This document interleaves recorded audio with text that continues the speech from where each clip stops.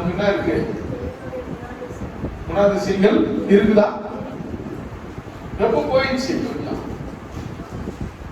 கொஞ்சம் போயிடுச்சு. தேவ ஜீவன் நம்ம கிட்ட இல்லாம இருக்குது. 2024 வருஷத்துக்கு முன்னாடி ஆண்டவராகிய இயேசு கிறிஸ்து நமக்காக சிலுவையில ஜீவனை கொடுத்து திரும்பவும் நம்மளை ஜீவனோடு மீட்டு எடுத்திருக்கிறார். அல்லேலூயா, அல்லேலூயா. மீட்டு எடுத்திருக்கிற நீயும் நானும் எப்படிப்பட்டவர்களாக இருக்கணுமா? தேவ சாயலை பெற்றவர்களாக இருக்கணும். ஆமென். ஏன்னா எழுந்து போனதை நம்ம மறுபடியும் என்ன பண்ணிட்டோம்?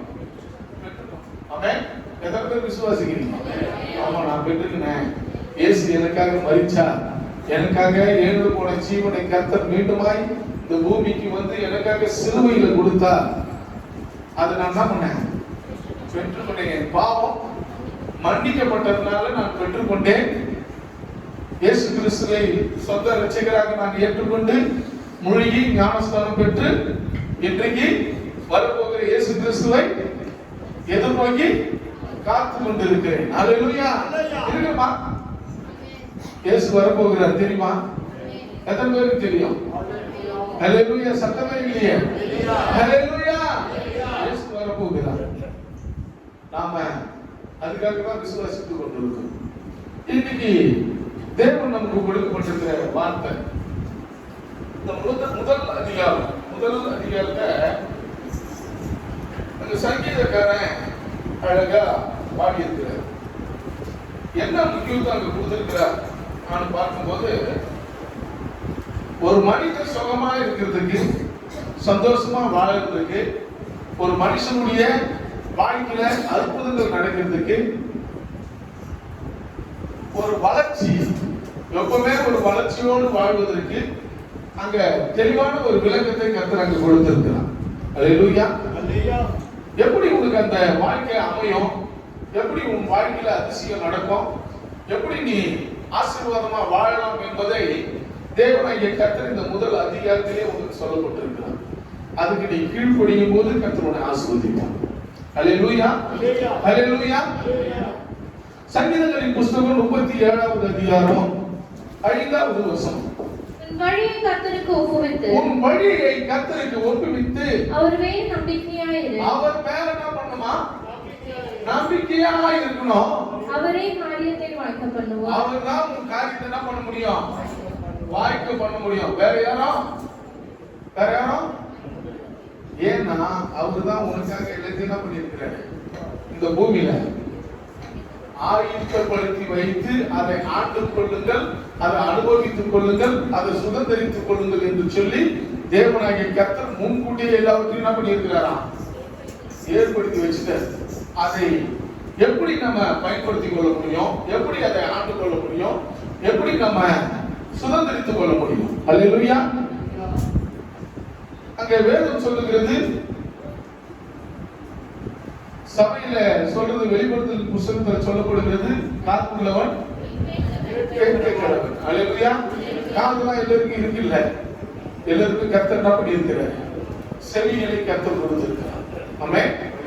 அதை கேட்கிறதும் கேட்காத யாருக்கு தான் இருக்குது? நம்ம இடத்துல தான் இருக்குது. அதை கேட்டு அதை உள்வாங்கி அதை நீ தியானிப்பாயானால் உன் வாழ்க்கையில் அற்புதம் நடக்கும். அல்லேலூயா. அற்புதம் நடக்கணும். என் வாழ்க்கையில ஒரு சிறை இருப்பு மாறணும், அந்த சிறை இருப்புல இருந்து நான் விடுதலை ஆகணும், என்னுடைய வறட்சியில இருந்து நான் மீறணும் நான் நினைக்கிறேங்க. முதல்ல ஆண்டவருக்கு உன் வழியை ஒப்புவிக்கும். அல்லேலூயா. ஆண்டவரே என்னை மன்னிங்க என்ற வார்த்தையை யார் இடத்துல சொல்லணும்? கர்த்தருடைய இடத்துல, அவருடைய சமூகத்துல உன்னை நீ ஒப்பு கொடுக்கும் போது கர்த்தர் உன்னை ஆசீர்வாதமா இருக்க தேவன் உதவி செய்வார். அதற்கு முதல்ல நீங்க என்ன சொல்லணும்னா, எரேமியா தீர்க்கதரிசன புத்தகம் 33வது அதிகாரத்துல இந்த 3வது வசனத்தை நம்ம வாசிக்கணும். என்னை நோக்கி கூப்பிடு. என்னை நோக்கி கூப்பிடு. யாரை நோக்கணுமா? சொல்லுங்க. கர்த்தரை நோக்கணுமா? அல்லேலூயா. மனிதனை நோக்க வேண்டும் என்று அங்கு வேதம் சொல்லப்படலை. பக்கத்தில் இருக்கிற அக்கா தங்கச்சி அண்ணன் தம்பியை நோக்கி பார்க்க வேண்டும் என்று வேதம் சொல்லவில்லை. மாமா மச்சான் என்ற ஆட்களை நோக்கி நீ கேட்டினா அது கிடைக்கும் என்று சொல்லப்படவில்லை. மாறாக சொல்லப்படுகிறது கர்த்தரை நோக்கி கூப்பிடணும். அல்லேலூயா. நீ கர்த்தரை நோக்கி கூப்பிடும்போது கர்த்தர் உனக்கு என்ன சொல்லுவாரா? மறு உத்தரவு கொடுப்பாராம். நான் கொடுப்பாரா? மறு உத்தரவு. நீ எப்படி கூப்பிடணுமா? உண்மையோடு கூப்பிடணுமா? அல்லேலூயா. முழு இதயத்தோடு கூப்பிடணுமா? அல்லேலூயா. முழு ஆத்மாவோடு கூப்பிடணுமா? ஏன்னா நாம் தேவ சாயல்ல இருக்கிறோம். அல்லேலூயா. அந்த முழு இருதயத்தோடு முழு ஆத்மாவோடு முழு பலத்தோடு கர்த்தரை நோக்கி, ஆண்டவரே என் பாவங்களை மன்னிங்க, இதுவரையும் நான் உன் மேல நம்பிக்கை இல்லாம கூட நான் வாழ்ந்திருக்கலாம், உனக்கு அறிந்தும் அறியாமல் கூட நான் இருந்திருக்கலாம், ஆனாலும் தயவாய் என் மேல கிருபையாய் உன்னுடைய கிருபையை இறக்குங்கள் என்று சொல்லி நீங்கள் தேவனை கேட்பையானால் என் தேவனாகிய கர்த்தர் மனதுருகி கரங்களை நீட்டுவார். அல்லேலூயா. அல்லேலூயா.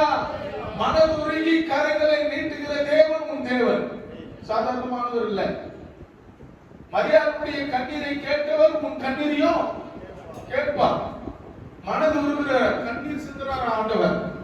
உன் வாழ்க்கையில எப்பேற்பட்ட சூழ்நிலையில நீ வாழ்ந்து கொண்டிருந்தாலும் சரி, ஐயோ என் வாழ்க்கையை நான் எப்படி நடத்த போகிறேன், என் பிள்ளைகளை எப்படி நான் வளர்க்க போகிறேன், என் பிள்ளைகளை எப்படி நான் படிக்க வைக்க போகிறேன், என் குடும்பத்தை எப்படி நான் நடத்த முடியும் என்று நீ கலங்கி நிற்கலாம். என் தேவனாகிய கர்த்தர் சொல்லுகிறார், என்னை நோக்கி கூப்பிடு. அல்லேலூயா. என்னை நோக்கி கூப்பிடு, நான் மறு உத்தரவு உனக்கு கொடுத்து, நீ அறியாதது, இதுவரை பார்த்திராத காரியம், இதுவரை செயல்படாத காரியம், இதுவரை கண்டுராத காரியத்தை கர்த்தர் உனக்கு வெளிப்படுத்துவார். அல்லேலூயா. இதுவரை நீ பார்த்திருக்க மாட்டே, இதுவரை நீ கண்டிருக்க மாட்டே, இதுவரை நீ கேள்விப்பட்டிருக்க மாட்டே. அப்படிப்பட்ட காரியத்தை என் தேவனாகிய கர்த்தர் உன் வாழ்க்கையில செய்வார். அல்லேலூயா. உனக்கு அறியாததும் உனக்கு எட்டாததுமான காரியம், எட்டி கூட பார்த்திருக்க மாட்டாங்க, கிட்ட போய் கூட நின்று இருக்க முடியாது உன்னால. ஆனா அந்த காரியத்தை உனக்கு வாய்ப்பு செய்வார். என்ன பண்ணணுமா?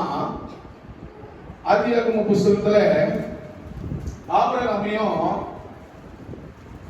சாராளையும் ஆண்டவர் அழைக்கிறார். எடுத்து வாசிக்கிறாங்க. ஆதியாகமத்துல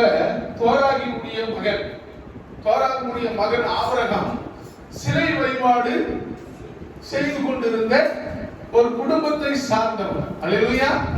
ஒரு குடும்பத்தை சார்ந்தவன். அவன் யாருன்னா கல்தேயருடைய இடத்திலிருந்து வரப்பட்டவன். ஊர் என்ற கிராமத்திலிருந்து அழைக்கப்பட்ட ஒரு மனிதன். அவருக்கு ஆபிரகாம் உன் இனத்தையும் உன் ஜனத்தையும் உன் சொந்த பந்தத்தையும் உன் வீட்டையும் விட்டுட்டு வா நான் கூப்பிடும்போது அவர் யாருக்கு தெரியாது. ஆபிரகாமுக்கு தெரியாது. அவர் யாருக்குமே தெரியாது. நான் இல்ல உருவா வார்த்தை வந்து சொல்லுச்சு. ஆபிரகாமே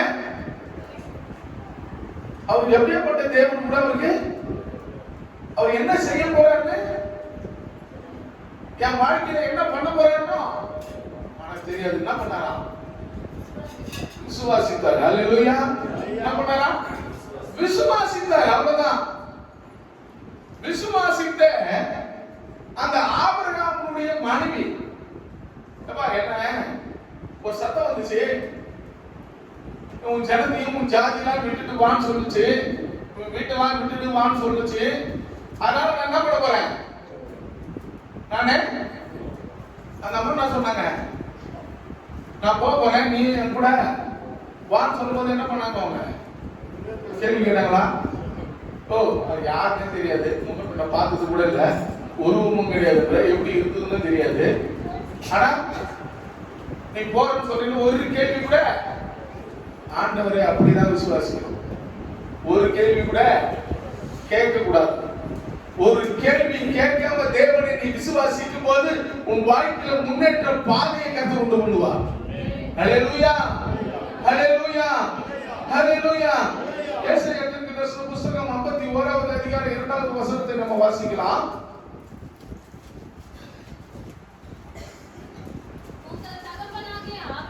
உங்கள் தகப்பனாகிய ஆபிரகாமை உங்களை பெற்ற சாராளையும் நோக்கி பாருங்கள். அவன் ஒருவனாய் இருக்கையில் நான் அவனை அழைத்து அவனை ஆசீர்வதித்து அவனை பெருக பண்ணினேன். கரங்களை தட்டி கருத்து பயன்படுத்தலாமா?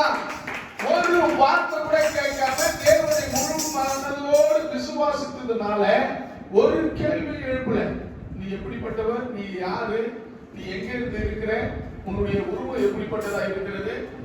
உன்னுடைய செய்கை எப்படிப்பட்டதா இருக்கும் என்று ஒரு கேள்வி கூட கேட்கல. உன் உருவத்தை காட்டு. நீ எப்படி வச்சிருக்கிற? கையில வேல் வச்சிருக்கிறியா? தடி வச்சிருக்கிறியா? என்ன வச்சிருக்கிற? உன்னை நம்பி நான் எப்படி வளர்த்து நாளைக்கு சேவை செய்து நல்லா வருமானத்தை பார்க்கிறேன். நான் நல்ல வீட்டில் இருக்கிறேன். என் குடும்பத்தோடு இருக்கிறேன். என் அண்ணன் தம்பி அக்கா தங்கச்சி எல்லாம் என்னோடு கூட இருக்கிறாங்க. இதெல்லாம் விட்டுட்டு நீ வர சொல்லி நீ எப்படிப்பட்ட தேவன் என்று எனக்கு தெரியல. நீ யாருன்னு தெரியல. நான் வந்தா என் வாழ்க்கை எப்படி இருக்குன்னு எனக்கு ஒரு கேள்விக்குறியா இருக்கிறது என்று ஒரு கேள்வி கூட இதெல்லாம் இருக்குதா இல்லையா கேட்கறது? இதெல்லாம் இருக்குதா இல்லையாப்பா? இருக்குதா இல்லையா? இதெல்லாம் இருக்குது. அல்லேலூயா. சாதாரணமான ஒரு வேலைக்கு அப்ளிகேஷன் போடும்போதே அந்த கம்பெனில கேட்கிற கேள்வி என்னன்னா, உன்னுடைய படிப்பு என்ன? நீ என்ன ஏனோ? நீ எங்க இருந்து வர? என்ன ஊரு? என்ன மாவட்டம்? என்ன தாலுகா? உங்க அப்பா பேர் என்ன? உங்க அம்மா பேர் என்ன? இதெல்லாம் என்ன பண்றாங்க? என்ன படிச்சிருக்கிற? இதுக்கு முன்னாடி என்ன வேலை பார்த்திருக்கிறியா? எத்தனை வருஷம் உங்களுக்கு அனுபவம் இருக்குது? எந்த கம்பெனியில இதுக்கு முன்னாடி நீ வேலை செய்திருந்த? இதெல்லாம் என்ன பண்றாங்க? எதுக்கு? வேலைக்கு எடுக்கிறதுக்கு. அதே மாதிரி நம்ம வேலைக்கு போகிறதுக்கு இந்த கம்பெனி நல்ல கம்பெனியா? கரெக்டா மாசம் மாசம் சேலரி கொடுப்பாங்களா? இல்ல 25ஆம் தேதி வரையும் எடுத்து வைப்பாங்களா? இல்ல அடுத்த மாசம் சேர்த்து போயிருவாங்களா? இல்ல என்ன பண்ணுவோம்? பார்ப்போம்ல. நல்ல கம்பெனியா இல்லையா? இல்ல 2 மாசம் வேலை செய்து 3ஆவது மாசம் எழுந்து மூடிடுவாங்களா? இதெல்லாம் பார்க்க மாட்டோமா? ஆனா ஒரு கேள்வியும் கேட்காம இவர் எப்படிப்பட்ட தேவன்? இவர் யாரு? இவர் எங்க இருந்து வந்தாரு? இதுவரை நம்ம சேவை செய்து இதுதான் தெரியும்னு சொல்லிட்டு இதுல இருக்குன்னு சொல்லி வித்துன்னு இருக்கிறோமே. இப்போ ஒரு சத்தம் வந்து இருக்குது. அந்த சத்தத்தை கேட்டு நம்ம போலாமா போகக்கூடாதா? ஒரு சந்தேகமும் வரல. இவர்தான் தேவன். ஒரு சத்தம் வருது, நான் உன்னை பெரிய ஜாதியாக்குவேன். அல்லேலூயா, அல்லேலூயா. நீ அந்த சத்தத்தை கேட்டு, கர்த்தரின் சத்தம், நீ கர்த்தரின் சத்தத்தை கேட்கும் போது என் தேவனாகிய கர்த்தர் உன்னை உயர்த்துவார். கர்த்தரின் சத்தத்தை கேட்கலன்னா உன் வாழ்க்கையில அற்புதம் நடக்கல, அதிசயம் நடக்கல, என் வாழ்க்கையில் முன்னேற்ற பாதை வரல, எல்லாம் தோல்வி அடையுது. கர்த்தரின் சத்தத்தை கேட்கணும். அல்லேலூயா. கர்த்தரின் சத்தத்தை கேட்டு நீ கீழ்ப்படியும் போது என் தேவனாகிய கர்த்தர் உனக்கு கொடுத்த வாக்குத்தத்தத்தை கர்த்தர் நிறைவேற்றுவார். அல்லேலூயா. நீ அறியாததும் உனக்கு எட்டாததுமான பெரிய காரியங்களை செய்வாராம். அதுக்கு நீ என்ன பண்ணணும்னா விசுவாசிக்கணுமா? ஆமோஸின் புத்தகத்துல 9வது அதிகாரம் 14வது வசனத்தை எடுத்து வாசிக்கலாம். ஆமோஸ் 9வது அதிகாரம் 14வது வசனம். என் ஜனமாகிய இஸ்ரவேலின் சிறையிருப்பை திருப்புவேன். என் ஜனமாகிய இஸ்ரவேலின் சிறையிருப்பை நான் திருப்புவேன். அவர்கள் பாழான நகரங்களை கட்டி. சிறையிருப்புல இருக்கிறவங்களுடைய நகரம் எப்படி இருக்கும்? பாயதான். அதுல யாரும் இந்த சிறையிருப்புல இருக்காங்கல்ல, இவங்க என்ன பண்ண முடியாது? குடும்பத்தை நடத்த முடியாது, வீட்டுல போய் குடியிருக்க முடியாது. அடிமத்தனத்துல இருக்கிறவர்கள் ஒரு சிறையிருப்புல இருக்கிறவங்க அவங்களுக்கு தகுந்த போலதான் அவங்க என்ன பண்ணுவாங்க? நடத்துவாங்க. அல்லேலூயா. அப்ப அந்த சிறையிருப்புல இருக்கும்போது பாழான இடம் வாசிப்பா. அவர்கள் பாழான நகரங்களை கட்டி. பாழான நகரம் பாழா போயிடுச்சு. கர்த்தர் உன் சிறையிருப்பை திருப்பும் போது அந்த பாழா கிடந்த இடத்தை கர்த்தர் கட்டி எழுப்புவதற்கு உன்னை பயன்படுத்துவார். அல்லேலூயா. ஐயோ, இதுவரை என்னால எதுவுமே சாதிக்க முடியல, ஒரு காரியமும் வாய்க்கல. நீ கலங்கி இருக்கிறியா? கர்த்தர் சொல்ற நீ கட்ட போற. கரங்களை தட்டி கர்த்தர் பயன்படுத்தலாமா? அல்லேலூயா. நீ மறுபடியும் எழுப்ப போற, மறுபடியும் நீ கட்டி எழுப்ப போற. கர்த்தர் உன் வாழ்க்கையில ஒரு பெரிய காரியத்தை செய்ய போகிறார். அதுக்கு நீ என்ன பண்ணணும்னா, உன் சிறையிருப்பு மாறணும்னா உன் வழியை கர்த்தருக்கு ஒப்புவிக்கணும். அல்லேலூயா. அதுதாங்க முதல் அதிகாரத்துல சொல்லப்படுது. 2வது வசனம் சங்கீதத்துல கர்த்தருக்கு பயந்து 2வது வசனங்க. கர்த்தருடைய வேதத்தில் கர்த்தருடைய வேதத்தில் பிரியமாயிருந்து எதுல இருக்கணுமா பிரியம்? வேதத்துல பிரியம் இருக்கணும். வேதம் எதுங்க? என்ன அது வேதம்? தேவனுடைய வார்த்தை. அல்லேலூயா. கர்த்தரின் சத்தம். அல்லேலூயா. என்னடா? கர்த்தரின் சத்தம். அதை வாசிக்கும் சத்தம் வந்தா இல்லையா? என்ன சொல்லுது? என்ன சொல்லுது? வாசிங்கல்ல. இரவும் பகலும் அவருடைய வேதத்தில் கர்த்தருடைய வேதத்தில் பிரியமாய் இருந்து இரவும் பகலும் அவருடைய வேதத்தில் இரவும் பகலும். அல்லேலூயா. இரவும் பகல்னா எப்போ? விடியலை வந்தா பகல் எப்போ? 12 மணி 9 மணிக்கு மேல அதிகாலை 5 மணில இருந்து 6 மணி வரை அதிகாலை. அதுக்கப்புறம் தான் பட்டுக்காவல் போல வந்துச்சுப்பா சொல்றேன்ல. அப்போ அதிகாலையிலே தேடுறதுக்கு ஜெபம், பகல்ல வேதத்துல பிரியமா இருக்கணுமா? நீ சும்மா இருக்கிற நேரத்துல வேதத்தை வாசிக்கணுமா? சும்மா இருக்கிற நேரத்துல தேவையில்லாத காரியங்களுக்கு செலவை அழிக்க கூடாது. பகல்ல கூட வேலைக்கு போயிட்டீங்கன்னா கூட உன்னுடைய வேதத்தை உன் இருதயத்தில் வச்சுக்கணும், வாசிக்க வேண்டும் என்று வேதம் சொல்லுகிறது. அவருடைய வார்த்தை உன்னை எப்பவுமே தொழிச்சுக்கிட்டே இருக்கணுமா? இரவும் பகலும் அவருடைய வேதத்தில் தியானமாய் இருக்கிற மனுஷன். தியானமா எப்பவுமே நைட்ல இரவுல நீ அந்த வேதத்தை வாசித்தீங்கன்னா பகல்ல எப்படி இருக்கணுமா?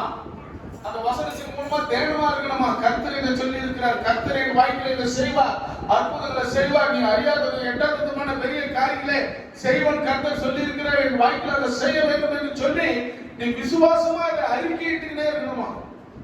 ஒரு அறிக்கையிடுகிற மனுஷனுடைய வாழ்க்கையில அற்புதங்கள் நடக்குமா? அல்லேலூயா. அப்ப அறிக்கை எப்பவுமே தியானிச்சுக்கிட்டே இருக்கணும்.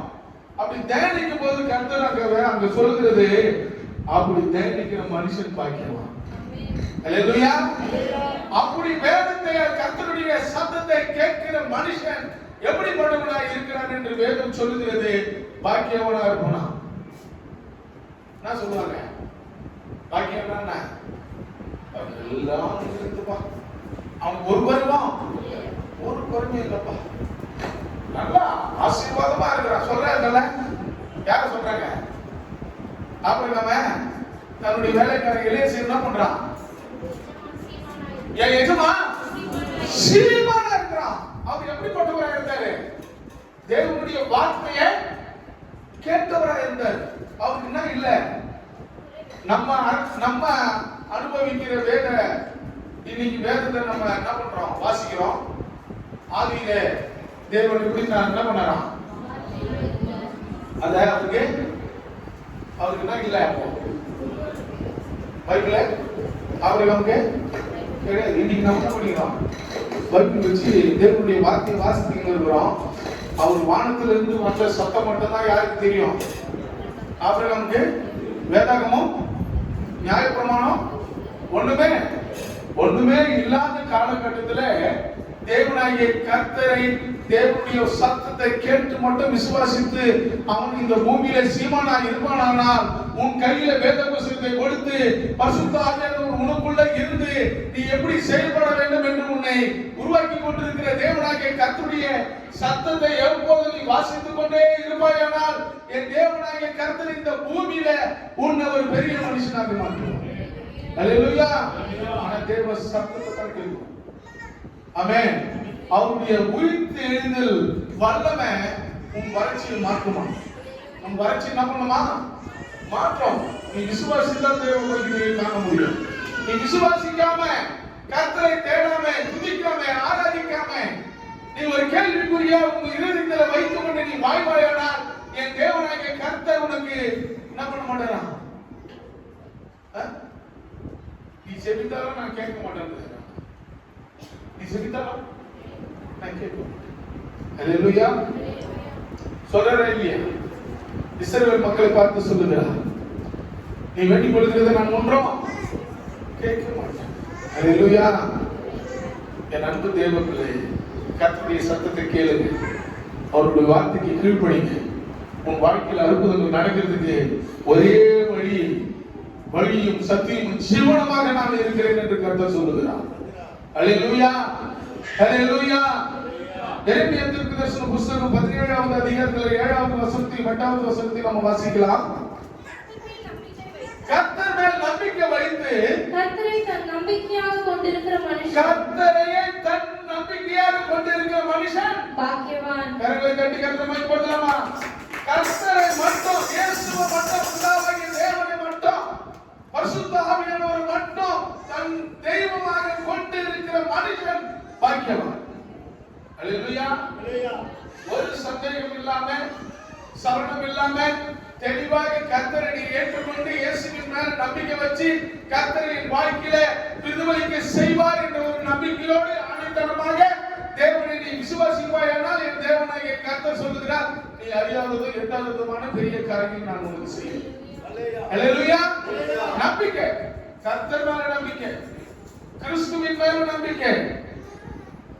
யோபு அவருடைய சிறையிருப்பு பார்க்கும்போது சாதாரண சிறையிருப்பு இல்லை, எல்லாவற்றையும் ஏந்து போன சிறையிருப்பு. எல்லாத்தையும் என்ன பண்ற, சுகமா வாழ்ந்தவன், ராஜ வாழ்க்கை, நான் வாழ்க்கை ராஜ வாழ்க்கை வாழ்ந்தவன். ராஜ வாழ்க்கை வாழ்ந்தவன் இடத்துல ஒரு நொடியில எல்லாமே ஆயிடுச்சா, எல்லாம் போயிடுச்சு. எல்லாவற்றையும் இழந்த ஒரு சிறைவாசி, கண்ணீரின் சிறை, வியாதியின் சிறை, அவமானத்தின் சிறை, சோதனையின் சிறை, மரணத்தோடு போராடின சிறை, தேவனுக்கு சத்துருக்கு இடையே அப்படியே என்ன செய்யறதுன்னு தெரியாத ஊசலாடி கொண்டிருந்த ஒரு சிறை. சாதாரண சிறை இல்ல. பிசாசு ஒரு பக்கம் உன்னை வளர்ச்சி அடையவே விட மாட்டான். ஆண்டவர் எப்படியாச்சும் அதுல இருந்து உன்னை கொண்டு போக வேண்டும் என்று நினைப்பார். உன் இருதயத்தை கடினப்படுத்துவார். பார்வனுடைய இருதயத்தை கடினப்படுத்தினாராம். அல்லேலூயா. ஆண்டவர் கடினப்படுத்தினாராம். எதுக்காக ஆண்டவர் கடினப்படுத்தினார் என்று பார்க்கும்போது, அந்த இஸ்ரவேலினுடைய ஜனங்கள் எப்படிப்பட்ட வாழ்க்கை வாழ்ந்து கொண்டிருந்தார்கள்னா, அந்த எகிப்தின் தெய்வங்கள் தான் நம்முடைய தேவனை விட பெரிய தெய்வம், வல்லமுள்ள தெய்வம் என்று நினைக்கும் போது கர்த்தர் அங்கே ஒரு 10 வாதைகளை கொண்டு வந்து தேவன் உயர்ந்தவர் என்பதை நிரூபிக்கிறதுக்காக அந்த பார்வனுடைய இருதயத்தை கர்த்தர் கடினப்படுத்தினாராம். ஆனா பிசாசு பண்றான், தேவனை துதிக்காதபடி, தேவனை ஆராதிக்காதபடி, தேவனுடைய வாழ்க்கையில நீ வாழக்கூடாதபடி, நீ முன்னேறி போகக்கூடாதபடி, எப்படியாச்சும் உன்னுடைய விசுவாசத்தை கெடுக்க வேண்டும் என்று பிசாசு என்ன பண்றானா, இருதயத்தை கடினப்படுத்துறான். அல்லேலூயா. அப்ப வாழ்க்கையில முன்னேறுவதற்கு, கர்த்தரை நீ தேடுவதற்கு, தேவனுடைய சத்தத்தை நீ கேட்க கேட்க, தேவன் பண்ண வாசிக்க வாசிக்க, கர்த்தர் உன் வாழ்க்கையில உன் இருதயத்தின் கடினமான காரியங்களை மாற்றி கர்த்தர் உன் வாழ்க்கையில நீ அனுபவிக்க வேண்டிய எல்லா விஷயத்தையும் கர்த்தர் ஏற்படுத்தி கொடுப்பார். அல்லேலூயா. அப்போ நம்முடைய வாழ்க்கையில என்ன செய்யணும் என்று வேதம் சொல்கிறது என்றால், நாம் 8வது வசனத்தை வாசிங்க. அவர்கள் நீரண்டையிலே நாட்டப்பட்டதும் கால்வாய் ஓரமாக தன் வேர்களை விடுகிறதும்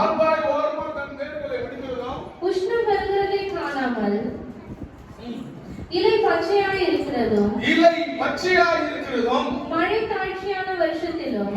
தாழ்ச்சியான வருஷத்திலும் வருத்தமின்றி தப்பாமல். ஆமா, வேலை இல்ல, வருமானம் இல்ல, அதுக்கு முன்னாடி உங்க எல்லைக்கு கரெக்டா என்ன பண்ணிட்டு வரான், செய்து வச்சுட்டு வரான். அல்லேலூயா.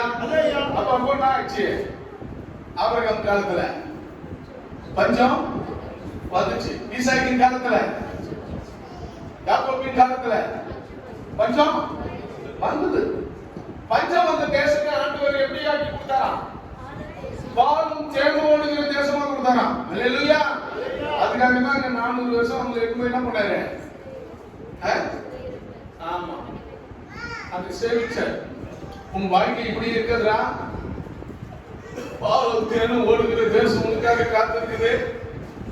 நீ எகிப்து தேசத்துல வாழ்ந்து கொண்டிருக்கிற, நீ எபிரேய பாஷையை பேசிக் கொண்டிருக்கிற, எபிரேய பாஷையை நீ பேசிக் கொண்டிருக்கிற, நீ என்ன பண்ணக்கூடாது, எகிப்தியரோடு நீ போயிட்டு பாஷையை கத்துக்கினா அங்க அவங்களோட களவு செய்து கொண்டு, பெண் கொடுத்து பெண் வாங்கி கொண்டு அவங்களோட நீ என்ன பண்ணக்கூடாது, களவு செய்யக்கூடாது என்று அவர்களுக்கும் எகிப்தியருக்கும் இஸ்ரவேலருக்கும் இருந்த ஒரு உறவை கர்த்தர் துண்டித்து 400 வருஷம் அவர்களிட்ட எந்த பழக்க வழக்கங்களும் இல்லாதபடி கர்த்தர் அவனை அடிமைப்படுத்தி வைத்திருந்தார்.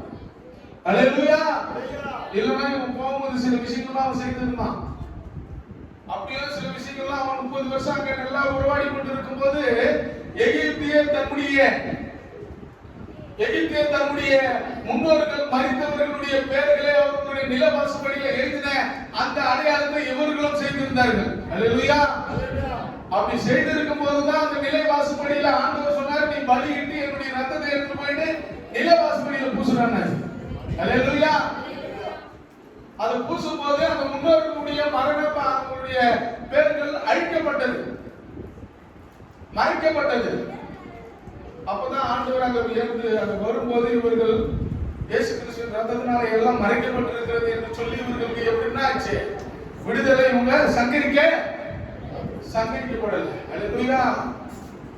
அப்ப தேவன் மேல எந்த அளவுக்கு தேவன் சொல்லுகிற வார்த்தைக்கு கீழ்ப்படுகிறோமோ, தேவ சத்தத்தை யார் கேட்கிறார்களோ அவர்கள் பிழைக்கப்படுவார்கள், அவர்கள் ஆசீர்வதிக்கப்படுவார்கள். அவருடைய எதிர்காலம் எப்படிப்பட்டதா இருக்கும் என்றால் பாவம் தேர்வும் ஓடுகிற தேசமா இருக்கும்.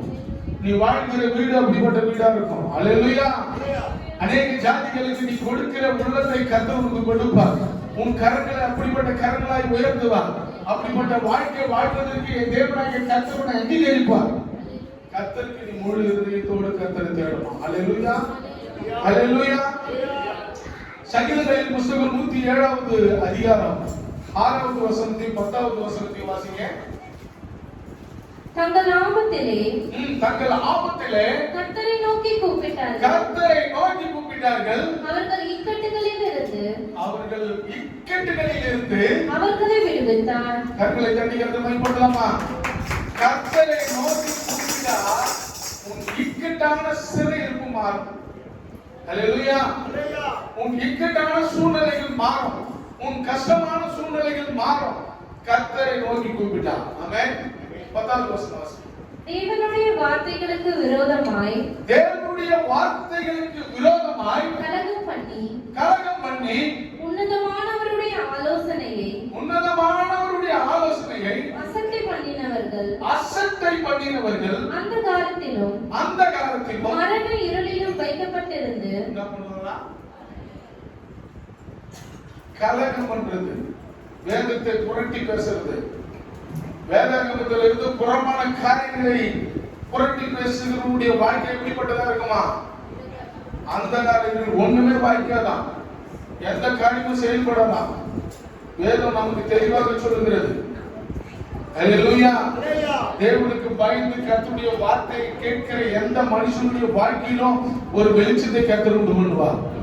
அல்லேலூயா. 19வது வசனத்தை வாசிங்க. தங்கள் ஆபத்திலே கர்த்தரை நோக்கி கூப்பிட்டார்கள். அவர்கள் இக்கட்டுகளுக்கு அவர்களை நீங்களாக்கி ரட்சிக்கிறார். கர்த்தரை தட்டி கர்த்தரை மகிமைப்படுத்தலாமா?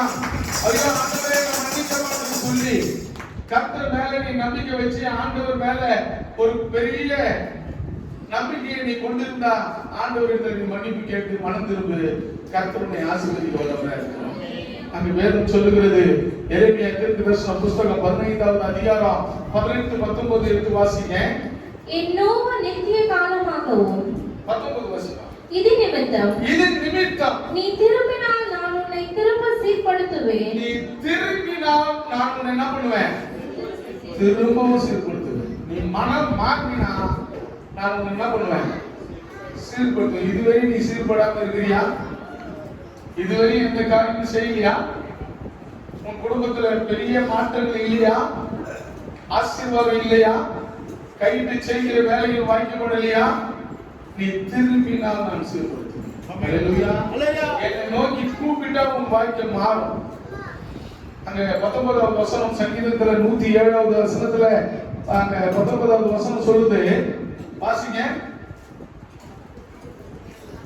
தங்கள் ஆபத்திலே கர்த்தரை நோக்கி ஐயோ கைகூடி வரல, என் காரியங்கள் செயல்படல, என் வாழ்க்கை தரத்தை நான் எப்படி உயர்த்தி கொள்வது? நான் கடன் சுமையில வறட்சியா இருக்கிறேன், போராட்டமா இருக்கிறேன், பெரிய பிரச்சனையில இருக்கிறேன், யார் எனக்கு உதவி செய்வார்கள் என்று எனக்கு தெரியவில்லை. கலங்கி தவித்துக் கொண்டிருக்கிற அருமை சகோதர சகோதரியே, கர்த்தரை நோக்கி கூப்பிடு. உன் ஆபத்திலிருந்து கர்த்தர் உன்னை விடுவிப்பார். நீ முன்னேற கூடாதபடி, உன் வாழ்க்கை தரத்தை உயர்த்தி கொள்ளாதபடி ஐயோ சரிவுகள் ஏற்பட்டு கொண்டே இருக்கிறது, நான் என்ன செய்வேன் என்று கலங்கி நிற்கிற அருமை சகோதர சகோதரியே, என் தேவனாகிய கர்த்தர் சொல்லுகிறார், என்னை நோக்கி கூப்பிடு. அல்லேலூயா. கர்த்தரை நோக்கி கூப்பிடு. நீ கூப்பிடும்போது கர்த்தர் உனக்கு செவி கொடுப்பார். அல்லேலூயா. ஆண்டவரிடத்துல நீ கூப்பிடணும்னு ஆண்டவர் எதிர்பார்க்கிறார். நீ என்னை கேட்கணும்னு ஆண்டவர் எதிர்பார்க்கிறார். கேட்காம எதையும் பண்ண முடியாது. கேளுங்கள் அப்போது உங்களுக்கு கொடுக்கப்படும், தேடுங்கள் அப்போது தட்டுங்கள் அப்போது திறக்கப்படும். இந்த காரியத்தை நீ செய்யாம உன் வாழ்க்கையில எந்த அற்புதமும் நடக்காது. அல்லேலூயா. கர்த்தரை தேடும், கர்த்தரை கண்டடையத்தக்க சமயத்தில் கண்டடையணும். அடைக்கப்பட்ட வாசல்கள் திறக்கப்படுவதற்கு தேவனை நோக்கி நீ பார்க்கணும். அல்லேலூயா. அப்படி பார்க்கும்போது என் தேவன் சொல்லுகிறார், உன் வாழ்க்கையில் ஒரு அற்புதமான காரியத்தை நான் செய்வேன். அல்லேலூயா. சங்கீதம் 111வது அதிகாரம் 9வது வசனத்தையும் 10வது வசனத்தையும் வாசிங்க.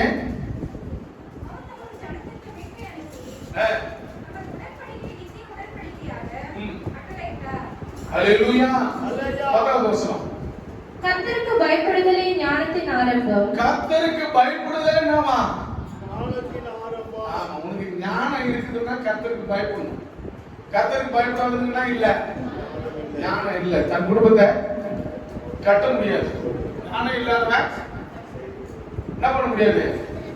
குடும்பத்தை கட்ட. ஞானம் எங்க இருக்குதுன்னா கர்த்தருக்கு பயப்படுறதுனாலதான் ஞானம் இருக்குதான். குடும்பத்தை கட்டுறதுக்கு தேவனுடைய ஞானம் வேணுமா? தேவனுடைய சாயல் வேணும், தேவனுடைய குணாதிசயங்கள் வேணும். அல்லேலூயா.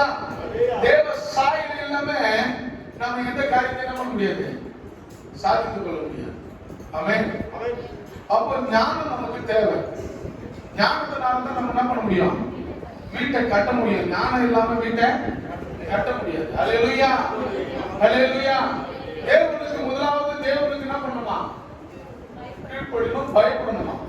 அந்த பயம் தேவை. பெற்றோருக்கு, பெத்த தகப்பனுக்கு எந்த பிள்ளை கீழ்ப்படியுதோ பயப்படுதோ அந்த பிள்ளைகளுடைய வாழ்க்கையின் தரம்னா அம்மா உயர்ந்துட்டே இருக்குமா? அல்லேலூயா. இந்த ஒரு விஷயம் நம்ம வேதத்துல பார்க்கிறோம். அக்ஷா தன் தகப்பனிடத்துல ஒரு விஷயத்தை கேட்கிறாங்க. யோசுவாவின் புஸ்தகம் 2வது அதிகாரம் 15லிருந்து 19 வரைக்கும் வாசிங்களேன். அப்பொழுது அவர்களை கயிற்றினாலே ஜன்னல் வழியா இறக்கி விட்டார். அவள் வீடு அலங்கத்தின் மதிலில் இருந்தது. அலங்கத்திலே அவர் குடியிருந்தார். அப்பொழுது அவர் அவர்களை நோக்கி, தேடுகிறவர்கள் உங்களை காணாதபடிக்கு. யோசுவா 2:15 தானமா? வாசி வாசி.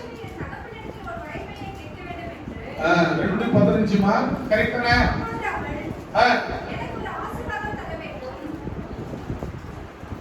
என்ன பண்ணலாம்? ஏன் ஆசீர்வாதம் கேட்கறாங்க? அப்ப கேட்கறதுக்கு முன்னாடி என்ன இருந்தது உங்களுக்கு? வறட்சியான நிலை இருந்தது. அவன் வாழ்க்கையில எந்த செய்யணும், வாழ்க்கையில எந்த காரியமும் செயல்படல. வறட்சியான நிலம். அந்த வறட்சியான நிலம் எப்படி மாற்றப்படும்? எப்படி தண்ணீர் பாடும்? உன் தாகம் எப்படி தீர்க்கப்படும்? வனாந்தரத்தில் இஸ்ரவேலினுடைய மக்களுடைய தாகங்கள் தீர்க்கப்பட்டது என்பது கண்மலையிலிருந்து தண்ணீர் வந்துச்சாம். அல்லேலூயா. கண்மலையாக இயேசு கிறிஸ்துவிலிருந்து தான் வந்துச்சு. எத்தனை பேர், எத்தனை லட்சம் மக்கள், எத்தனை லட்சம் ஆடு மாடுகள் அந்த வனாந்தரத்துல பிரவேசித்துக் கொண்டிருக்கும் போது அந்த வனாந்தரத்துல தாகம் தீர்க்கக்கூடிய எந்த விதமான சூழ்நிலையும் அங்க இல்லை. அல்லேலூயா. ஒரு வறட்சியான பாலைவனத்துல அவர்கள் பிரவேசித்துக் கொண்டிருக்கிறார்கள். அவருடைய வாழ்க்கையில தண்ணீர் இல்லை, குடிக்கிறதுக்கு எந்த விதமான சூழ்நிலை இல்லை. ஆடு மாடுகள் சாகக்கூடிய நிலைமையில அங்க இருக்கிற அந்த சூழ்நிலையை கர்த்தர் அங்க மாற்றுகிறார். அல்லேலூயா. மோசேவை பார்த்து சொல்றாரு, இந்த கண்மலை மேலே உன்னுடைய கையில் இருக்கிற கோலை என்ன பண்ண? அடி என்றார். அல்லேலூயா. கர்த்தரை தேடு. தேவனுடைய வார்த்தைக்கு செவிசாய்க்கும் போது கர்த்தர் உன் வாழ்க்கையில அற்புதங்களை நடத்துவார். அல்லேலூயா. வறட்சியானது. வாசிங்க 2:15. அப்பொழுது அவன் எனக்கு ஒரு ஆசீர்வாதம் தர வேண்டும். வறட்சியான நிலம். அவளை கட்டி கொடுக்கிற வீடு எப்படிப்பட்டதா இருக்குதா? வறட்சி. அந்த நிலம் வறட்சியா இருக்குது. ஒண்ணுமே கேட்காம கொள்ளாம விருப்பத்தை கேட்காம அவளை கட்டிக்கிட்டான்னு சொன்னோடனே அந்த பொண்ணு என்ன பண்ணிச்சு? கட்டிச்சு. வறட்சியான நிலம், வறட்சியான குடும்பம். என்ன பண்றதுன்னு தெரியல. அவ கேக்குறா, யார் இடத்துல? அப்பா கிட்ட கேக்குறா. பாருங்க, அப்பா கிட்ட என்ன கேக்குறாங்க? என்ன கேக்குறாங்க அப்பா கிட்ட? எனக்கு ஒரு வறட்சியான நிலமா இருக்குது, நீங்க என்ன பண்ணலாம்? நீர்ப்பாய்ச்சலான ஒரு வாசிங்க நீர்ப்பாய்ச்சலான நிலங்களையும் எனக்கு தர வேண்டும் என்றார். கரங்களை தட்டிக்கிறது மண்படுத்தாமா?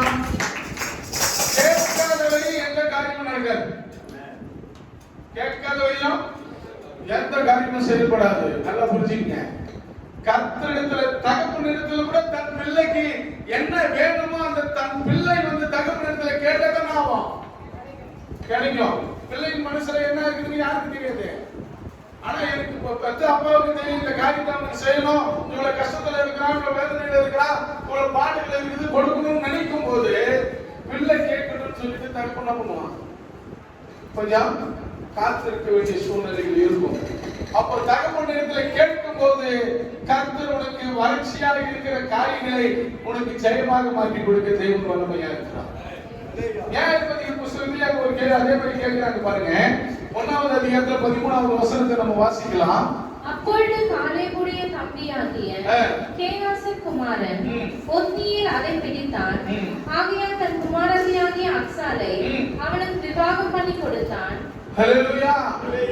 அங்க விவாகம் பண்ணி கொடுக்கிறது எப்படிப்பட்ட இடமா இருக்குதா? ஹல்லேலூயா. அதுதான் அங்க ஆண்டவரிடத்துல கேக்குறாங்க, வறட்சி மாறணும்பா. உன் வாழ்க்கையில வறட்சி இருக்குதா?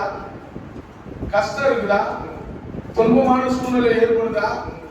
உன் காரியங்கள் வாழ்க்கையிலையா? உன் செயல்பாடுகள் நிலைநிறுத்த முடியலையா?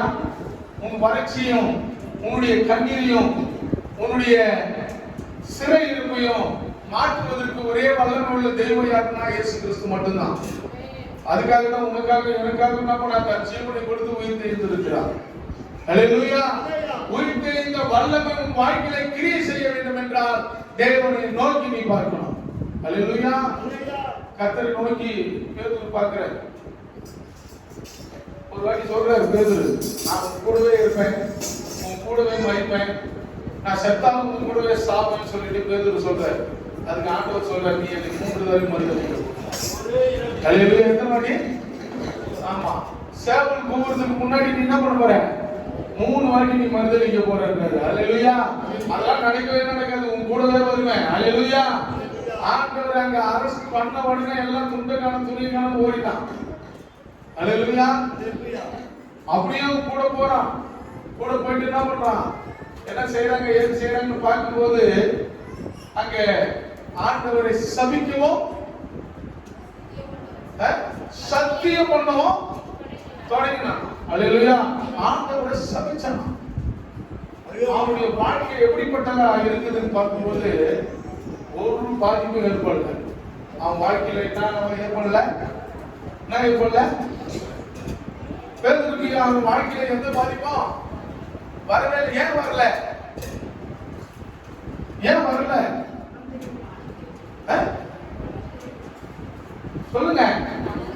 மனம் திரும்பினா, ஆண்டவரே உன் வார்த்தையை நான் செவி கொடுக்காம போயிட்டேன், நீ சொன்னபடியே நான் உன்னை மறுதலிச்சிட்டேன், சத்தியம் பண்ணவும் சபிக்கவும் தெரியலன்னு சொல்லி உன்னை மறுதலிச்சிட்ட ஆண்டவரே நான் மன்னிச்சிருங்கன்னு சொல்லி ஆண்டவரை நோக்கி பார்க்கும்போது ஆண்டவர் அந்த சேவல் போகும்போது பேதுருவை திரும்பி பார்க்கிறார்.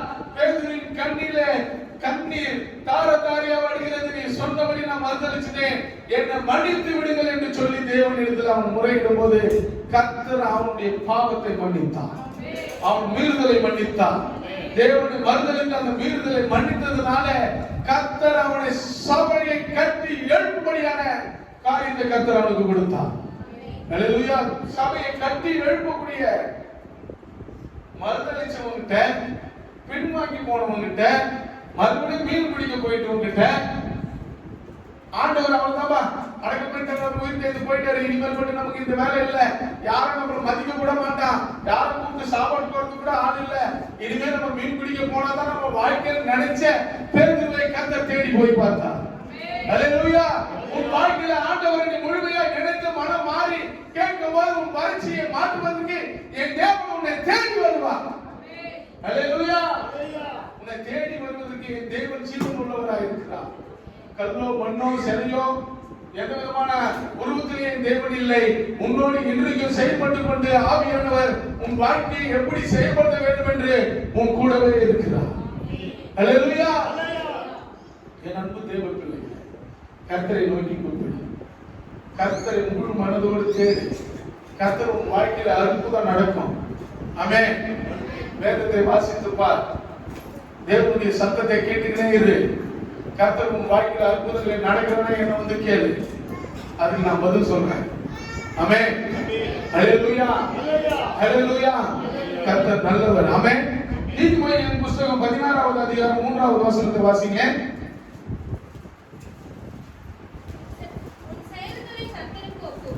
உன் செய்கைகளை என்ன பண்ணுமா? கர்த்தருக்கு ஒப்புவி. அப்பொழுது உன் யோசனைகள் உறுதிப்படும். அப்பதான் உன் யோசனை என்ன பண்ணும்? நீ பேசுறது இன்னொருத்தன் கேட்பான். இல்லைன்னா காது கொடுத்து கேட்க மாட்டான். நீ ஆண்டவருக்கு உன்னுடைய செய்கை, ஆண்டவரே நான் பாவம் பண்ணிட்டேன், நான் வேதம் வாசிக்கல, இன்னைக்கு என்ன மன்னிச்சிருங்க, ஆண்டவருக்கு நீ சரண் அடைஞ்சிட்டீங்கன்னா உன் யோசனைகளை கர்த்தர் உறுதிப்படுத்துவார். ஆமென். உன்னுடைய எல்லா விதமான காரியத்தையும் கர்த்தர் உறுதிப்படுத்துவார். நல்ல மனுஷனுடைய நடைகள் கர்த்தரால் உறுதிப்படும். நல்ல மனுஷனுடைய நடைகள் கர்த்தரால் மட்டும்தான் உறுதிப்படும். அப்படி நல்ல மனுஷனாக இருக்கிறதுக்கு ஒரே வழி வேதத்தை வாசிக்கணும், வேதத்தை தியானிக்கணும், கர்த்தரை நோக்கி கூப்பிடணும். அதுதான் உன் வழி. அதை நீ எப்போ நீ அதை ஏற்றுக்கொள்கிறாயோ, அதை எப்போ நீ காது கொடுத்து கேட்கிறாயோ, எப்போ தேவனுக்கு முன்பாக நீ நிற்கிறாயோ, ஆண்டவர் கேட்கிறப்போ மோசே கேட்கிறாரு, கர்த்தருடைய பட்சத்தில் இருக்கிறவன் யார்? யார் வந்தாங்க? லேவி கோத்திரம் வந்து டக்குன்னு நிற்கிறான். நான் வந்துட்டேன். ஆண்டவர் சொன்னாரு, இவன் என்னுடைய வேலைக்கு ஏற்றவன், இவனுக்கு என் கூடவே தான் இருக்கணும். இவனுக்கு என்ன கிடையாது, வேற சுதந்திரம் கிடையாது. இவனை 12 கோத்திரத்துல எனக்கு தனியா பேசிக்கணும். அல்லேலூயா. 12 கோத்திரத்துல இவனுக்கு சுதந்திரம் கிடையாது. இவன் தனிவன், என் கூடவே இருக்கிறவன், என் வேலையை செய்யவன், எனக்கு மட்டும்தான். உன்னை கர்த்தர் அப்படி தேர்ந்தெடுப்பார். இந்த பூமியில உன்னை நோக்கி பார்க்கிற அளவுக்கு உன் தரங்களை உயர்த்துவார், உன் கரங்களை உயர்த்துவார், உன் வேலைகளை ஆசீர்வதிப்பார், உன் பிசினஸை உயர்த்துவார், உன் கடன் சாபங்கள் மாறும், உன் வறட்சிகள் மாறும், உன் கட்டுகள் அறுக்கப்படும், உன் தேவைகள் சந்திக்கப்படும், உன் பொருளாதாரங்கள் உயரும். கர்த்தரை நோக்கி கூப்பிடு. அல்லேலூயா. அல்லேலூயா. 1 பேதுரு 5வது அதிகாரம் 7வது வசனம்.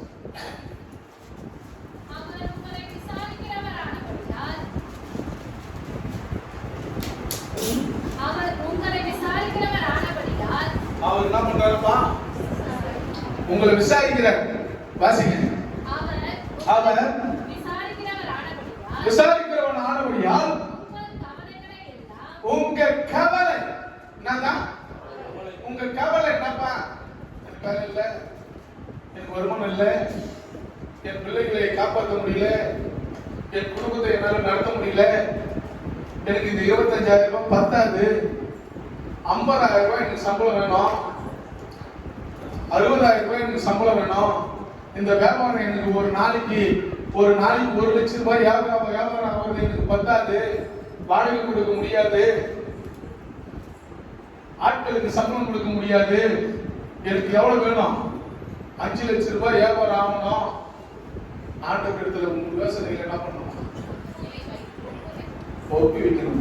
ஆண்டவரே, இதெல்லாம் எனக்கு தேவை. என் குடும்பத்துல என் பிள்ளையை படிக்க வைக்கணும், என் மனைவியை நல்லா பார்த்துக்கணும், என் மனைவி ஆசைப்படுகிறதெல்லாம் நான் வாங்கி தரணும், என் தாய் தகப்பனை நன்றாக பார்த்துக்கணும், என் தாய் தகப்பன் வயதான காலத்தில் அவர்களை நன்றாக பார்த்துக் கொள்ள வேண்டும், என் குடும்பத்தை நன்றாக பார்த்துக்கணும், என் சந்ததியை நமக்கு நல்லா பார்த்துக்கணும்னு சொல்லி ஆண்டவர் இடத்துல நீ கேட்கும் போது அந்த வசனத்தை, செய்கைகளை கர்த்தருக்கு ஒப்புவி, உன் செய்கைகளை கர்த்தருக்கு ஒப்புவி, அப்பொழுது உன் யோசனைகள் உறுதிப்படும். அப்பொழுது உன் யோசனைகள் உறுதிப்படும். பேதுரு வாசிங்க 5:7. அவர் உங்களை விசாரிக்கிற ஆனபடியால் உங்க கவலை எல்லாம், உங்க யோசனைகள் எல்லாம் அவர் மேல வச்சிடு. அவர் மேல வச்சிட்டீங்கன்னா கர்த்தர் சொல்றாரு, நீ அறியாததும், இதுவரையும் பார்த்துடாததும், இதுவரையும் எட்டி பிடிக்காததும், இதை எல்லாத்தையும் உன் வாழ்க்கையில நான் செய்ய போறேன். உறுதியா சொல்றேன், செய்ய போறேன். அல்லேலூயா. நம்பிக்கையோடு சொல்றேன், செய்ய போறேன். அல்லேலூயா. கர்த்தர் பெரிய மாற்றங்களை செய்கிறவர், பெரிய அற்புதங்களை செய்கிற தேவன்.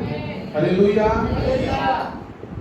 யோபினுடைய சிறையிருப்ப அவருடைய இருந்த நிலைமை பார்த்தீங்கன்னா எழுத நிற்க முடியாது, யாருக்காகவும் பரிந்து பேச முடியாது. அவருடைய சூழ்நிலை அப்படிப்பட்ட சூழ்நிலை. ஆண்டவர் சொல்றாரு, ஏய் உன் சிநேகிதத்துக்காக நீ வேண்டிக் கொள்ளுன்னு சொல்றாரு. என்ன சொல்றாரு? உன் சிநேகிதத்துக்காக வேண்டிக் கொள். செய்வோமா? நம்ம கண்ணீரோடு இருக்கிற, கஷ்டத்தோடு இருக்கிற, வேதனையோடு இருக்கிற, ஏப்பா உன் சகோதரத்தை போய் பார்ப்பா, அவன் குடும்பம் ரொம்ப கஷ்டப்படுத்தான், உன் கையில எதுனா இருந்தா கொடுங்க, நீ என்ன சொல்லுவா? என்கிட்டயே நான் ஏந்து நடக்கவே முடியல, என்னால போகவே முடியல, ஒரு வருமானமும் இல்லை, வருத்தப்படியே கெடுக்கிறேன். என் சேனல் என் சொந்த பண்றான், என்னை ஏசுது, என்னோட வேலை செய்து என்னை கிண்டல் அடிக்கிறான், என்னை அவமானப்படுத்துறான், ஒரு காரியத்தை சொன்னா செய்ய மாட்டேங்கிறான். என் நண்பன் கூட இருந்தவனே என்ன பண்றான், நீ எப்படின்னா பாவம் செய்திருக்கூடாது, நீ அக்கிரமம் செய்திருக்கூடாதுன்னு சொல்றான். அவனுக்காக நான் எப்படி ஜெபம் பண்றது? திட்டினவனுக்காக நான் எப்படி என்ன குறை சொல்லுவேன்? என்கிட்ட வாங்கி சாப்பிடுவேன், என்னால அவன் குடும்பம் போச்சுது. அவன் என்ன பண்றான்? திரும்பி ஏசுறான், நீ பாவம் செய்து போறான்றான், ஆண்டவருக்கு துரோகம் பண்ணிருக்குன்னு சொல்றான். அவனுக்காக போய் என்ன போய் என்ன பண்ண சொல்றீங்க? கேட்டாரா? யோபு கேட்டாரா? ஆண்டவரத்துல ஒன்றுதான் கேட்கல. சரி ஆண்டவரே, உன் சிறையிருப்பு மாறணும்னா தேவன் சொல்றதை கேட்கணும். அல்லேலூயா. கர்த்தர் சொல்லுகிறதை கேட்கிறவனுடைய வாழ்க்கையில அற்புதம் நடக்கும். அல்லேலூயா. ஒரே வார்த்தை தான், நீ அவனுக்காக ஜெபம் பண்ணு, அவ்வளவுதான். நான் சொல்றேன், நீ இரவும் பகலும் வேதத்தை தியானிச்சுக்கிட்டே இரு. உன் காரியங்கள் வாய்க்க பண்ணுவார், உன் யோசனைகளை உறுதிப்படுத்துவார், உன் நடைகளை உறுதிப்படுத்துவார். நீ விழுந்தாலும் தள்ளுண்டு போவதில்லை. அல்லேலூயா. சங்கீதங்களின் புஸ்தகம்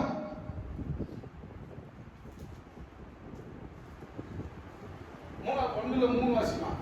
அவன் நீர்க்கால்களின் ஓரமாய் நடப்பட்டு தன் காலத்தில் தன் கனியை தந்து இலையுதிராதிருக்கிற தன் காலத்துல நீ வாழ்கிற காலத்துல உன் பிள்ளைகளுக்கு நல்ல கனிகளை கொடுத்து அந்த பிள்ளைகளை நல்லா வாழ வச்சு, உன் குடும்பத்தை எதிர்காலத்தை நல்லா வாழ வச்சு, உன் காலத்துல சில பேருடைய காலம் நிறைவேறாது தெரியுமா? சில பேர் காலம்னா நிறைவேறாது. கடைசி வரையும் வறுமையிலே இருப்பான், அவன் சாகிற வரையும் இருப்பான். வறுமை எவனையாவது ஏசன் கேட்டே வாழ்க்கை என்ன ஆயிடும்? வீணாக போயிடும். ஆண்டவர் சொல்ற, என் யோசனைகளை கேள், என்னுடைய வேதத்தை நீ, என் சத்தத்தை கேளு, என் வேதத்தை தேடி. உன் காலத்துல தன் காலத்துல ஆண்டவர் சொல்ற, தன் காலத்துல தன் கனியை தந்து தன் கனியை நீ செய்ய வேண்டிய காரியத்தை உனக்கு செயல்படுத்த முடியும். உன் கையால எல்லா காரியத்தையும் செய்வ, எல்லாத்தையும் ஆசீர்வாதமா நடத்துவ. நீ செய்யறதெல்லாம் வாய்க்கும். உன் வாய்ப்புல உன் குடும்பத்துல எல்லா காரியமும் வாய்க்க செய்வேன். தன் காலத்துல உன் காலத்துல நீ வாழற காலத்திலே நீ நினைச்சதெல்லாம் கர்த்தர் நடத்துவார்.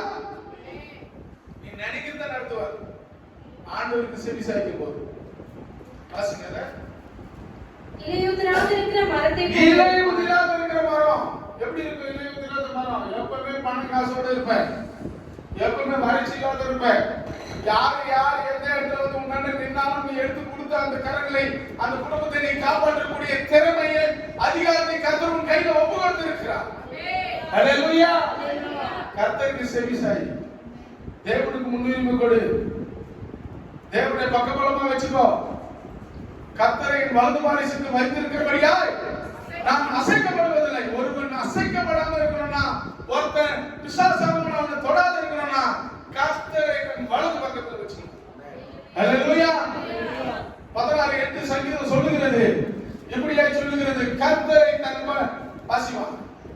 கர்த்தரை எப்பொழுதும் எனக்கு முன்பாக வைத்திருக்கிறேன், கர்த்தரை எப்பொழுதும் எனக்கு முன்பாக வைத்திருக்கிறேன். அவரின் வலது பாரிசத்தில் இருக்கிறபடியால் அவரின் வலது பாரிசத்திலே இருக்கிறபடியால் நான் அசைக்கப்படுவதில்லை. ஒரு மனுஷன் அசைக்கப்படாம ஒரு இந்த பூமியில ஒரு பெரிய வளர்ச்சி காண்றானா அவனை தேவனுக்கு முன்பாக அவன் இருக்கும்போதுதான்.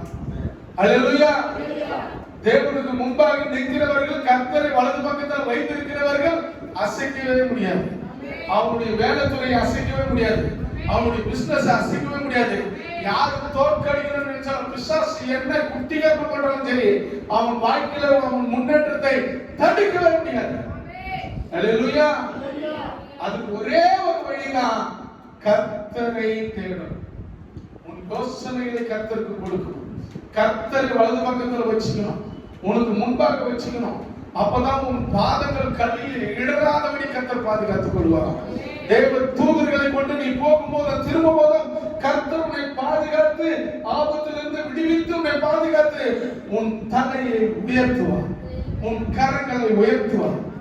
அல்லேலூயா. கர்த்தர் நல்லவர். ஆமென். அல்லேலூயா.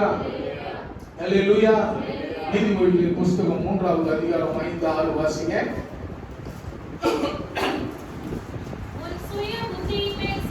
நான் பண்ணக்கூடாதா? சுய புத்தி. எனக்கு தான் அறிவு இருக்குது, நான் சொல்றதுதான் நடக்கணும், நான் சொல்றதுதான் செயல்படுத்தணும். சுய புத்தி அதெல்லாம் வாய்க்காது. அதெல்லாம் நினைவில் கூட வரக்கூடாது. சுய புத்தி மேல் சாயாமல் உன் முழு இருதயத்தோடும் கர்த்தர் மேல் நீ நம்பிக்கையா இருந்து உன் வழிகளில் எல்லாம் அவரை நினைத்துக் கொள். அப்பொழுது அவர் உன் பாதையை நம்புவாரா? ஆமா, தடையே வராதாம்.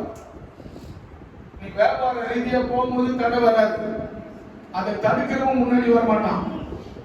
அல்லேலூயா. அந்த தடையில் வராதபடி கர்த்தருக்கு நீ முன்னே இருப்பாயானால் உன் பாதையை செவ்வாய்ப்படுத்துகிறது. அல்லேலூயா. உன் வழியில் எல்லாம் கர்த்தர் என்ன பண்ணுவாராம்? கூடவே வருவார். ஆமென். ஹல்லேலூயா. ஹல்லேலூயா. சங்கீதம் 55:22 வாசிங்க, கடைசியா முடிச்சிருங்க. கர்த்தர் மேல் உன் பாரத்தை வைத்து விடு. கர்த்தர் மேல் உன் பாரத்தை வைத்து விடு. அவர் உன்னை ஆதரிப்பார். அவர் உன்னை ஆதரிப்பார். நீதிமானை ஒருபோதும் தள்ளாட விட்டார். நீதிமான் என்ன பண்ண மாட்டாராம்? ஒருபோதும். கர்த்தருடைய பிள்ளைகளை ஒரு நாள் என்ன பண்ண மாட்டாராம்? தள்ளாட விட மாட்டார். பிலிப்பியர் 4:6-7 வாசிங்க. நீங்கள் ஒன்றுக்கும் கவலைப்படாமல் எல்லாவற்றையும் குறித்து உங்கள் விண்ணப்பங்களை ஸ்தோத்திரத்தோடு கூடிய ஜெபத்தினாலும் என்ன பண்ணணுமா? ஸ்தோத்திரம் பண்ணணுமா? ஸ்தோத்திர பலியிடுகிறவன் ஸ்தோத்திர பலியிடுனே இருக்கணும். ஸ்தோத்திர பலியிடுனே ஆவியில நிரப்பப்பட்டு உங்களுடைய விண்ணப்பங்கள் எல்லாம் எவ்வளவு கொண்டு போகணுமா? ஜெபத்திலே கொண்டு போய் வேண்டுதலினாலும் தேவனுக்கு தெரியப்படுத்துங்கள். யாருக்கு தெரியப்படுத்தணுமா? ஜெபத்தினால ஸ்தோத்திரத்தோடு எடுக்கணுமா? நீ தெரியப்படுத்தினா அப்பொழுது எல்லா புத்திக்கும் மேலான தேவ சமாதானம், எல்லா புத்திக்கும் மேலான தேவ சமாதானம் உங்கள் இருதயங்களையும் உங்கள் சிந்தைகளையும் உங்களுடைய சிச்சைகளையும் கிறிஸ்து இயேசுவுக்குள்ளாக காத்துக்கொள்ளும். அல்லேலூயா. ஆண்டவரிடத்துல நீ அப்படி ஒரு முறையீடு செய்தினா நீ கலக்கத்தில் இருப்ப, மனவேதனையில் இருப்ப. நான் என்ன செய்ய போறேன்? அதை எல்லாத்தையும் மாற்றிட்டு தான் பண்ணுவான். ஒரு சமாதானத்தை, தேவ சமாதானத்தை கொடுப்பாங்க. அல்லேலூயா. தேவ சமாதானம் உள்ள வந்துச்சுன்னா உனக்கு எதுவும் செய்யறோம் ஒருத்தோட இருக்க மாட்டான். அல்லேலூயா. தேவ சமாதானம் வராம இருக்கும்போதுதான் இடையூறுகள் குறுக்க வரும். தேவ சமாதானம் நீ வேணும்னா ஸ்தோத்திரத்தோடு கூட ஜெபத்தை ஆண்டவருக்கு முன்னாடி உன் விண்ணப்பத்தை தெரியப்படுத்தும் போது கர்த்தர் உனக்கு தேவ சமாதானத்தை கற்றுக் கொடுத்தார். அல்லேலூயா. 7வது வசனம் வாசிங்க. அப்பொழுது எல்லா புத்திக்கும் மேலான தேவ சமாதானம், உங்கள் இருதயங்களையும் உங்கள் சிந்தைகளையும் கிறிஸ்து இயேசுவுக்குள்ளாக காத்துக்கொள்ளும். கிறிஸ்து இயேசுக்குள்ள நம்ம வராங்க, காத்துக்கொள்வார். உன் கலக்கம், உன்னுடைய நெருக்கம், உன்னுடைய சிறையிருப்பு எல்லாத்தையும் யாருக்கு தெரியப்படுத்தும்? தெரியப்படுத்தாம வாழ்க்கை சீர்படலாம் மாறப்படாது. யாருக்கு தெரியப்படுத்தணும்? தேவனுக்கு தெரியப்படுத்தணும். அப்படி தெரியப்படுத்தும் போது கர்த்தர் சொன்ன வார்த்தையை கேட்கும் போது யோபுடைய சிறையிருக்கும் வாசி 42:10 கடைசியா வாசித்து முடிக்கும். யோபு தன் சிநேகிதனுக்காக வேண்டுதல் செய்தபோது செய்யும் போது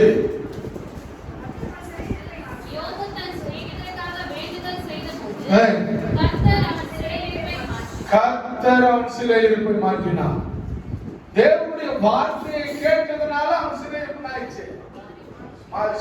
தேவ வார்த்தையை கேட்டதுனால சிறையிருப்பு மாற. இவர் கேள்வி கேட்டுருக்காங்க, நான் ஏன் சிரிக்கணும்? நான் ஏன் இவ்வளோ வார்த்தை பேசணும்? என்னென்ன வாங்கிட்டு வந்த பையன் சொல்லும்ல, அது என் வாட்ச்ல உட்காந்து துணுட்டு போனதே, அதுக்கிட்ட போய் என்ன பேச சொல்றேன்? எப்ப கேட்கணும்? இன்னொரு கூட சொல்லுவோம், என் கட்சி பால் குச்சி வாழ்ந்து சேர்த்து சகோதரியை சகோதரர் மட்டும் பண்ணுவான். அதுக்கிட்ட போய் நான் மன்னிப்பு கேட்கணுமா?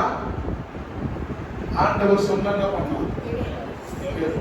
ஆண்டவர் சொன்னா உன் வீட்டு வேலைக்காரனா இருக்கலாம், முன்னாடி வாங்கி சாப்பிட்டவனா இருக்கலாம், உன்னுடைய கையில வாங்கி சாப்பிட்டா குடும்பத்தை நடத்தினதா இருக்கலாம், எல்லாமே உங்ககிட்ட வாங்கி செய்து நடத்திட்டு இருக்கலாம்.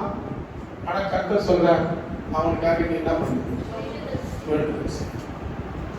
செய்ய மாட்டோம், என்ன பண்ண கூடாது, அடமுடிக்க கூடாது. ஆண்டவரை எப்ப தேடணும் சொல்றோமோ அப்பவே என்ன பண்ணணும்? தேடணும், கெட்டியா பிடிச்சிக்கணும். முதலாவது தேவனுடைய ராஜ்யத்தின் நீதியும் தேடுங்கள். அப்படிதானே சொல்றா 33 மத்தேயுல. முதலாவது தேவனுடைய ராஜ்யத்தையும் முதல்ல செய்ய வேண்டிய காரியம் கர்த்தரை தேடு. அப்பொழுது மீது எல்லாம் என்ன பண்ணும்? கூட கொடுக்கப்படுமா? உன் வாழ்க்கையில முன்னேற்றத்துக்கு உண்டான வழி அதுதான். கர்த்தரை தேடினா மட்டும்தான் இந்த காரியம் நடக்கும். மீதிலாம் நடக்காது. வேதம் தெளிவா சொல்லுகிறது. கர்த்தரை நீ தேடும்போது நம்ம நினைக்கலாம், நான் நம்பாக்கிறேன், நான் தான் அடுப்பு பற்ற வச்சு கொதிக்கவே வைக்கிறேன், நான் தான் அடுப்புல என்ன ஆகுது சாப்பாடு, ஆமா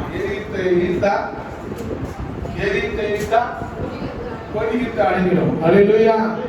என் சுய புத்தியில நீ சாஞ்சி நான் தான், என்னுடைய ஒரு அர்த்தம், என்னுடைய சுயம், என்னுடைய கை இருமாப்பான பேச்சு தேவனுக்கு முன்பாக நீ பேசுவாயனால் என் தேவனாகிய கர்த்தர் சொல்கிறார், உன் சுய புத்தி மேல் சாயாம ஜாக்கிரதையா இரு. அல்லேலூயா. எரித்தா கொதிக்கிட்டு தானா அடிக்கணும். கர்த்தர் ஒரு கட்டி பண்ணிடுவார்.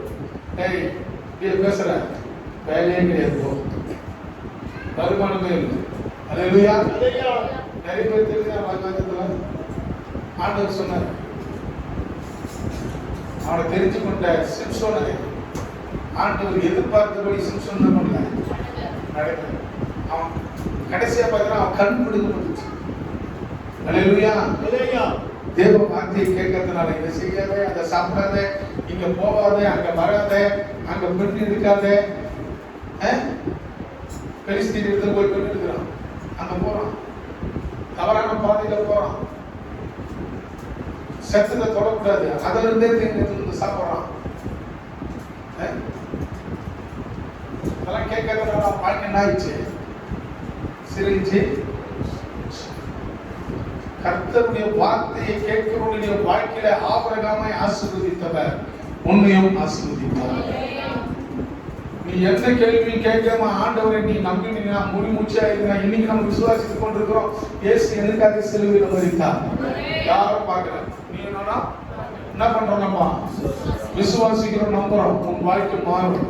நீ அப்படி விசுவாசித்து நம்பினா உன் வாழ்க்கை மாறும். கர்த்தர் உன்னை ஆசீர்வதிப்பார். நம்ம எல்லாரும் எழுந்திருக்கலாம். ஒரு பாடலை பாடும்போது கர்த்தருக்கு காட்சி கொடுப்போம். கர்த்தர் நம்மை ஆசீர்வதிப்பார்.